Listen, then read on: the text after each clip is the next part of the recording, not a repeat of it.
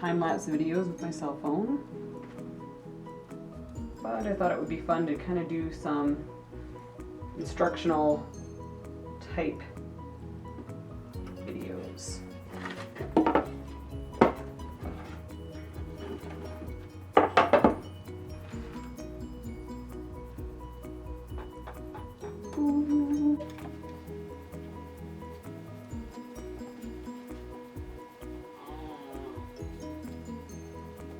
Now, I don't know if you can see it, but kind of what I do so that I can do this process a little bit faster is in and around the pencil markings I made to kind of lay out my landscapes, and also label kind of what color each section is going to be. So there's O for orange, red, and yellow, and those are the three colors I've chosen to do the underpainting with. Color I like to use actually quite often is magenta. I've kind of got like a reddish pink made with the alpha enamels that I've chosen today.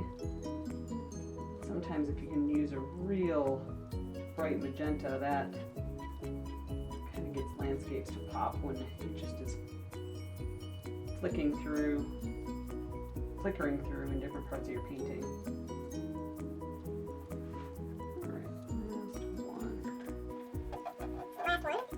Taken on a ride chain home.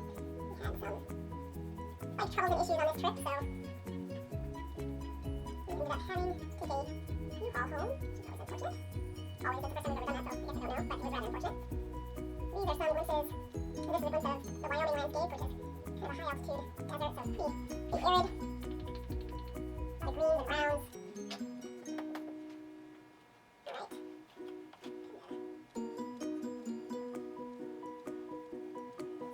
and browns. Orange. So it kind of look different from the rest of them. Right. So now we kind of go in with the reds, or what I chose is pink, and kind of everywhere there's going to be green coming out to play. I'm putting this kind of pink color.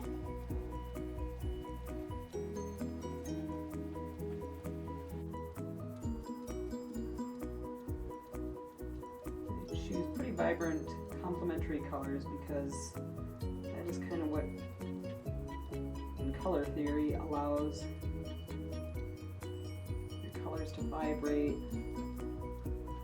really play off each other, influences what's on your palette to look sometimes completely different, which ends up on the canvas. So kind of be cognizant of that when you're picking your colors or mixing them.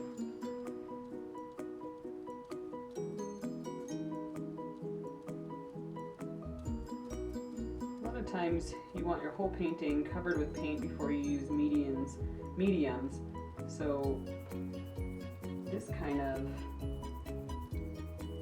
gets you started so that you can utilize mediums early on in the process of painting.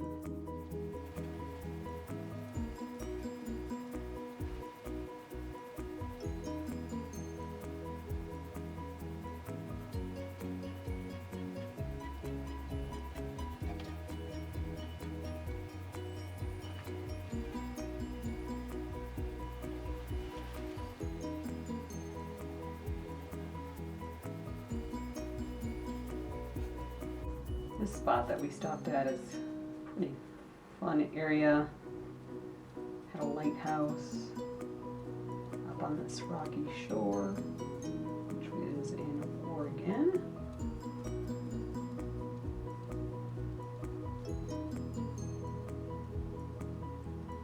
So, again, wherever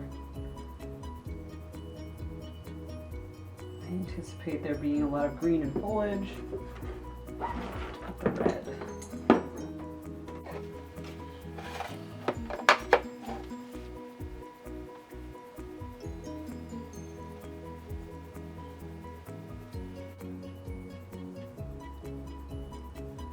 Now, I am kind of allowing some of my pencil marks to show through because I've kind of outlined different aspects of the painting on these panels. Sorry, I keep on saying canvas and they're panels. think I said before, the reason I chose panels for this is because I'm going to be using a medium in the palette knifing. It's going to be pretty thick, so you kind of want a stable base for that so that the painting doesn't break over time or with the movements of the canvas.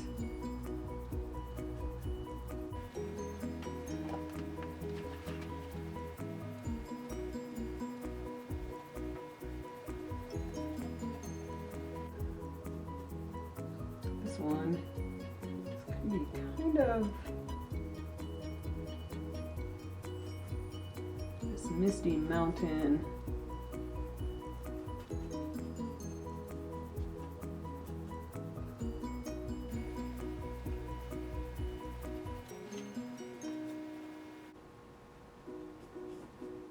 The nice part about acrylics is they do dry pretty fast. Now there's mediums that you can slow down their drying time if you're like me and you're an oil painter by nature.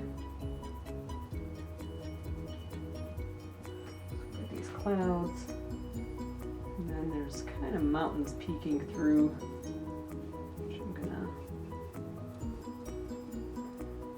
Pink.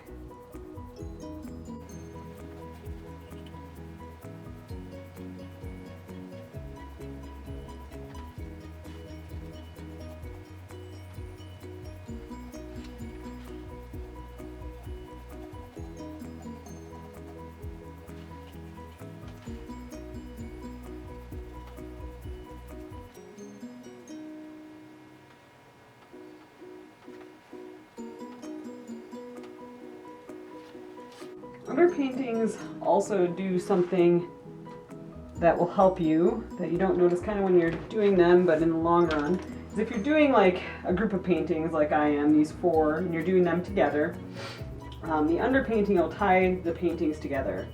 So if you're showing these as a series, or you're showing them together, or even trying to sell them as a mini collection, the underpaintings will in a way make the paintings look alike. They'll look like they belong together, they were made to be together, and a lot of people don't know quite why, but it's because their undertones feel the same.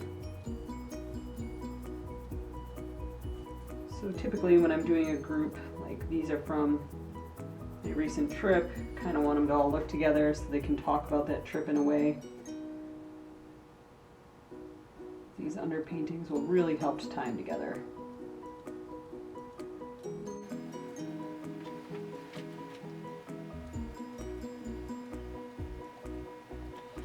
Now, when you're going on to do your actual painting, you can either continue on with acrylic, or you can do oil. Just as a friendly reminder, you can never go the other way. You can't do an underpainting in oil and then decide you want to finish in acrylic because you'll have adhesion issues. But you can definitely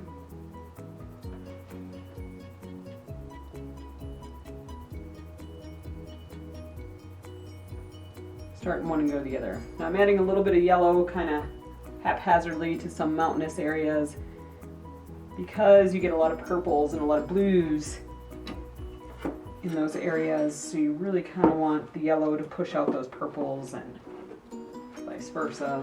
It also kind of gives an area for the painting to come together as a whole. All of your yellow is in one section. You know, the eye might go there, not knowing why, but it might get trapped. So I kind of go back in, dabble little places around.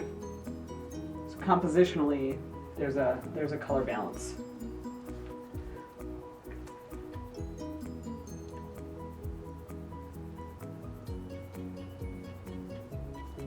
And I'm a little sloppy with this. You really don't care if it runs over or runs around, because most of this you really won't see. Little bits of it are going to show through the painting. It's also helping you to kind of arrange the painting. There's kind of some waves that come through.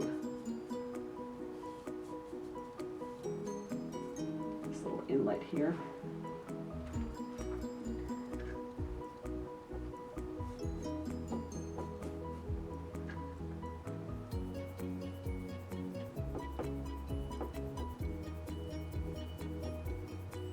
So this is the first time I'm attempting and applying this type of alpha enamel, and a few things that right off the bat, it's got good flow, pretty good coverage. On the rougher surface it has excellent coverage. On the thin surface it has pretty good coverage, but I mean that's typical for most paints unless you're going right after it with a heavy bodied thick paint. But it definitely is enough to kind of fill it up and give some tooth to those smooth canvases so that you can move forward into whatever style you paint with next. I know not everyone uses an underpainting, but I have always used them.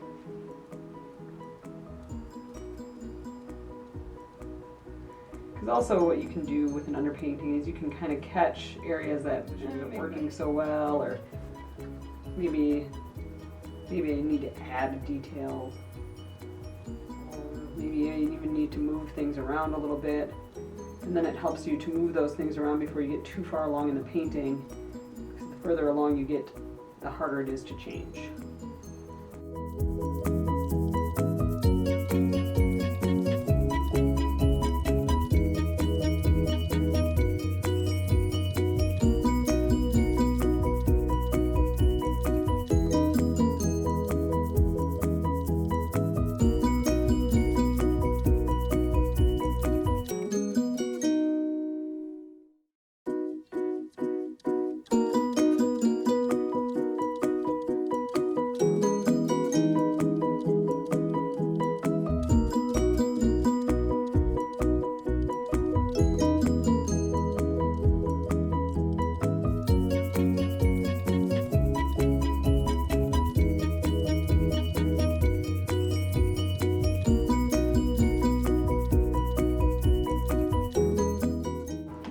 Even though they're not together as a piece,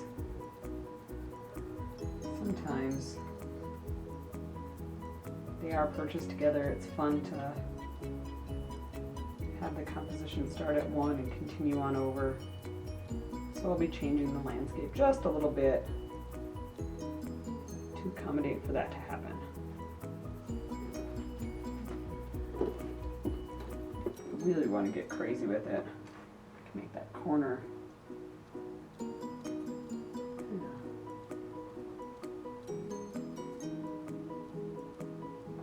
come up together.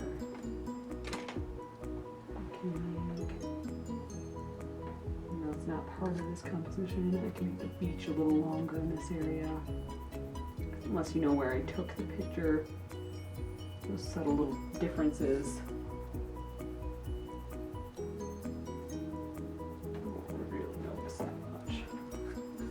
Alright, so with that, it's kind of about all we do, or all I do, with an underpainting. Super bright colors that are going to contrast the painting so that you're adding just another layer of depth and vibration to what these completed pieces will look like. Once again, these are done with ALPHAKRYLIC acrylic paint. And thank you for joining me.